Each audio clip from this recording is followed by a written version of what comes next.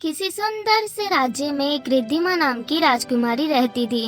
वह बहुत ही ज्यादा सुंदर, गोरी और बुद्धिमान राजकुमारी थी। उसे महल के लोग गोरी राजकुमारी भी कहा करते थे। राजा और रानी काली चुड़ैल के डर के कारण राजकुमारी रिद्धिमा को महल से बाहर नहीं जाने देते थे और इसी कारण राजकुमारी रिद्धिमा की बाहर जाने की उत्सुकता बढ़ती जा रही थी। एक दिन राजकुमारी रिद्धिमा चुपके से महल से बाहर निकल गई और राज्य में घूमने लगी।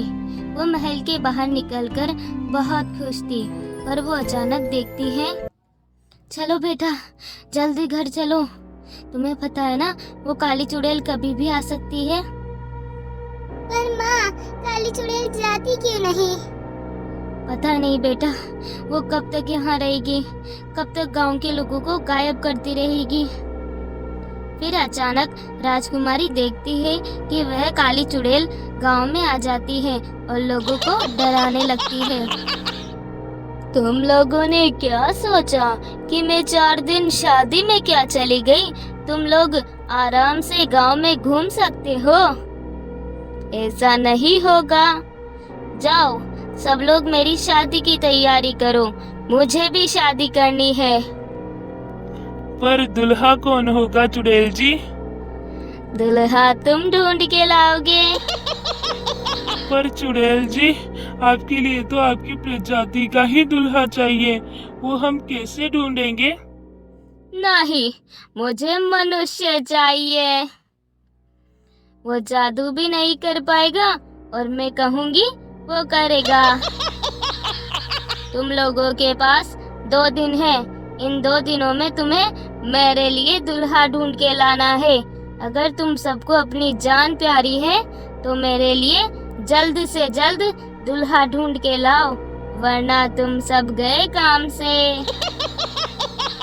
चुड़ैल सबको धमकी देकर चली जाती है और ये सब राजकुमारी पेड़ के पीछे से देख रही थी। इतनी खतरनाक चुड़ैल, वो भी हमारे राज्य में रह रही है। राज्य के लोग कितने परेशान हैं, कुछ तो करना पड़ेगा, वरना ये चुड़ैल पूरे राज्य को खा जाएगी। इसके बाद राजकुमारी रिद्धिमा महल में आ जाती है और छिपके से अपने कक्ष में चली जाती है। कुछ देर बाद राजा रानी राजकुमारी के कक्ष में आते हैं। राजकुमारी रिद्धिमा, हमें आपसे कुछ बात करनी है। जी पिताजी।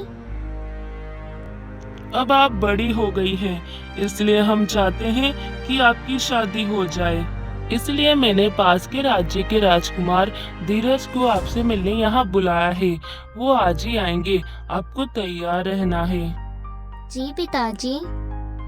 इसके बाद राजा और रानी वहाँ से चले जाते हैं और राजकुमारी सोच में पड़ जाती है कि वह क्या करे। और मैं क्या करूँ? मुझे तो गांव वालों को बचाने के लिए जाना था, पर आज तो राजकुमार धीरज मुझसे मिलने आने वाले हैं। मैं क्या करूं?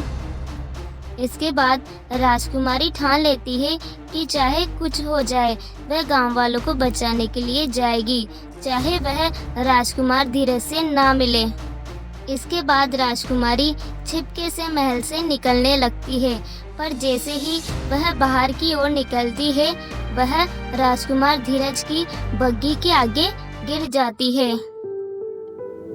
आप राजकुमारी रिद्धिमा है ना? जी हाँ। नहीं। मुझे पता है आप राजकुमारी रिद्धिमा ही हैं। पर आप मुझे कैसे जानते हैं? आपकी वेशभूषा से और आपकी सुंदरता से। मैंने सुना है आप बेहद सुंदर हैं, और सच में जैसा सुना है वैसा ही आपको पाया है। आप सच में बेहद सुंदर हैं। जी धन्यवाद। पर आप इतनी उदास क्यों हैं?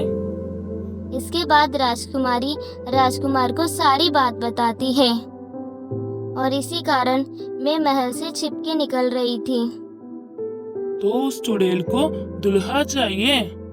हाँ, और गांव वाले बेचारे कहाँ से दुल्हा लाए, वो भी मनुष्य। सबको अपनी जान प्यारी है। कौन ही बनेगा एक चुड़ैल का दुल्हा? क्या आप बन सकते हैं? क्या मैं? जी हाँ, इस चुड़ैल से सामना तो करना ही पड़ेगा। मैंने सुना है चुड़ैल को आग से जला दिया जाए तो वह खत्म हो जाती है। इसलिए जब आप चुड़ैल से शादी कर रहे होंगे तभी मैं उसे जला दूंगी। इसके बाद राजकुमार और राजकुमारी गांव वालों के पास पहुंचते हैं। जी, हम आपकी मदद करने आए हैं। क्या? जी हाँ, चुड़ैल को दुल्हा चाहिए ना? हाँ, पर कौन बने चुड़ैल का दुल्हा? मैं बनूंगा चुड़ैल का दुल्हा। पर राजकुमार आप? इसके बाद वो दोनों गांव वालों को अपनी सारी बात और योजना बताते हैं। फिर वो चुड़ैल के पास पहुंचते हैं। तुम लोग आ गए? हाँ। तो बताओ मेरा दुल्हा कौन है? मैं हूँ तुम्हारा दुल्हा। इतना सुंदर राजकुमार मेरा दुल्हा बनेगा? चलो जल्दी से मेरी शादी की तैयारी शुरू करो। इसके बाद राजकुमारी और गांव वाले मिलकर शादी की तैयारी करते हैं। शादी की तैयारी हो गई? ए पंडित, चल हमारी शादी शुरू कर। पंडित जी शादी की तैयारी शुरू करते हैं और इसी बीच राजकुमारी ने एक लकड़ी उठाई और चुड़ैल को जला दिया। इससे चुड़ैल जलकर राख हो गई और सब कुछ ठीक हो गया। इसके बाद राजकुमार और राजकुमारी ने भी वहीं शादी कर ली।